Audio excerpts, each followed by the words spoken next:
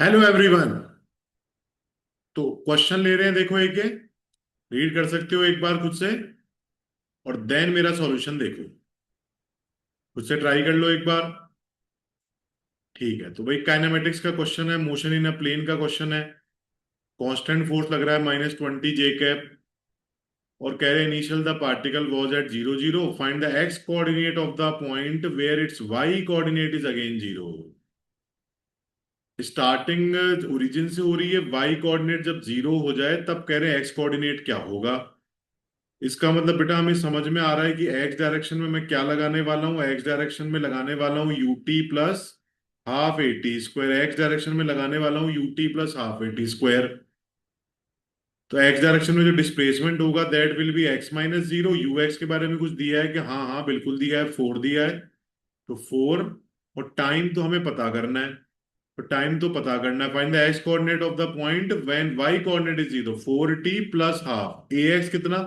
ए x के लिए क्या दे रखा है, ए एक्स के लिए तो कुछ नहीं दे रखा है। एक्स में तो कोई एक्सेलरेशन ही नहीं है, एक्स में कोई फोर्स नहीं है, मतलब एक्स में एक्सेलरेशन भी नहीं है। तो ये टर्म 0 बनने वाली है। तो एक्स इज इक्वल टू क्या बना, 4t बना।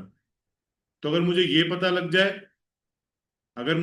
लग जाए कि वाई कोऑर्डिनेट 0 कब है, तो मैं उस टाइम को इसमें पुट कर दूंगा और वहीं से एक्स का आंसर आ जाएगा।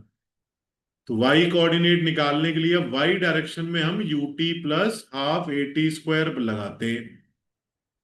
तो y में क्या लिखोगे, y माइनस जीरो, क्योंकि स्टार्टिंग तो ओरिजिन से हुआ है। y डायरेक्शन में डिस्प्लेसमेंट डिस्प्लेसमेंट का मतलब y final minus y initial. ui बताओ क्या, इनिशियल वेलोसिटी इन y डायरेक्शन। इनिशियल वेलोसिटी इन y डायरेक्शन कुछ है क्या, हाँ है, 4 है।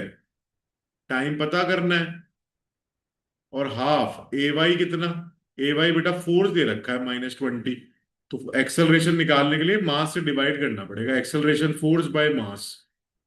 तो 2 से डिवाइड कर दिया, इनटू क्या कर दिया, टी स्क्वायर। तो अब चेक करो, y इक्वल टू ये आ जाएगा अपने पास 4t। 4 आया यहां से तो -5t स्क्वायर। 4 -20/4, -20/4 -5। और y को क्या करना है, 0 करना है। y को 0 करना है तो 4t -5t स्क्वायर। तो zero equal to t into 4 - 5t। तो t को लिया मैंने 0, और t को लिया मैंने 4/5। टी को लिया 0, टी को लिया मैंने 4/5। तो टी का आंसर आ गया। बस इस टी को तुम इधर फिट कर दो।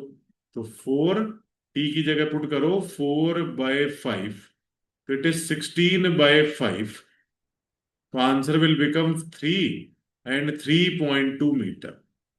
आई होप सॉल्यूशन आपको समझ में आया होगा। फिर मिलते हैं अगले क्वेश्चन के साथ।